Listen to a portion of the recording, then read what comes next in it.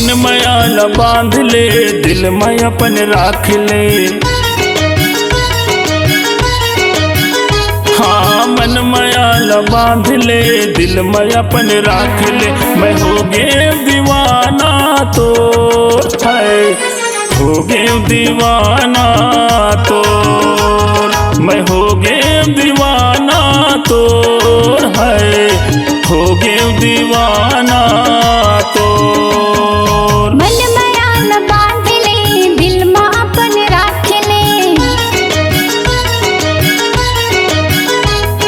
मन माया बांध ले, दिल में अपन राख ले। मैं हो गया दीवानी तो है, हो गया दीवानी तो, मैं हो गया दीवानी तो है, हो गया दीवानी तो।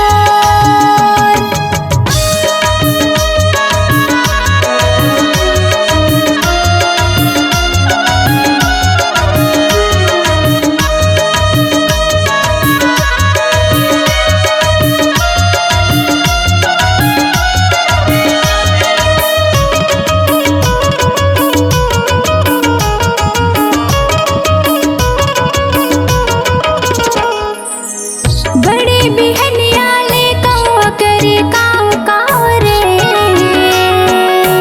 मन के तेरे माँ कर जाओ जाओ रे।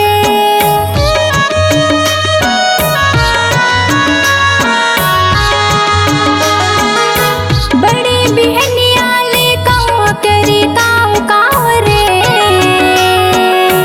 मन के तेरे माँ कर जाओ जाओ रे। मन के तेरे माँ जाओ जाओ रे। मन माया न बांध ले, दिल में अपन राख ले। मन माया न बांध ले, दिल में अपन राख ले। मैं हो गया दीवानी तो, हो गया दीवानी तो, हो गया दीवानी तो, मैं हो गया दीवानी तो।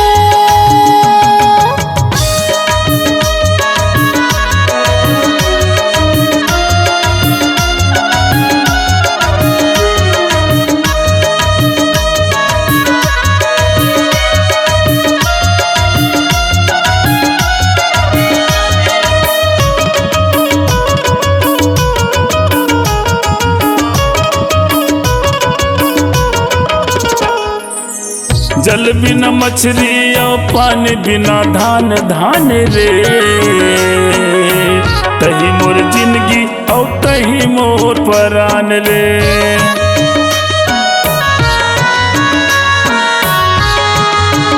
हाँ जल बिना मछली और पानी बिना धान धान रे, तही मोर जिंदगी और तही मोर परान रे।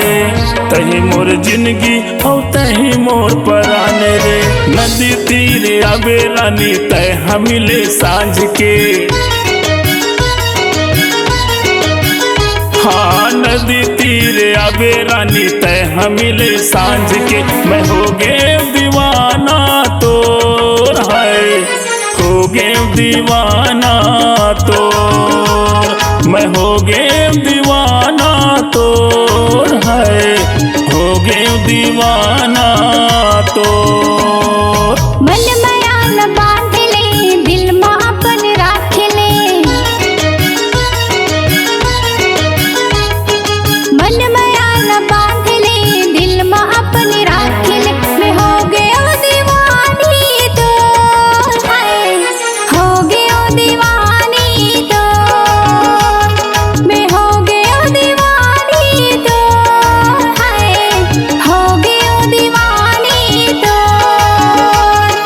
हो गया दीवाना तो, हो गया दीवानी तो, हो गया दीवाना तो।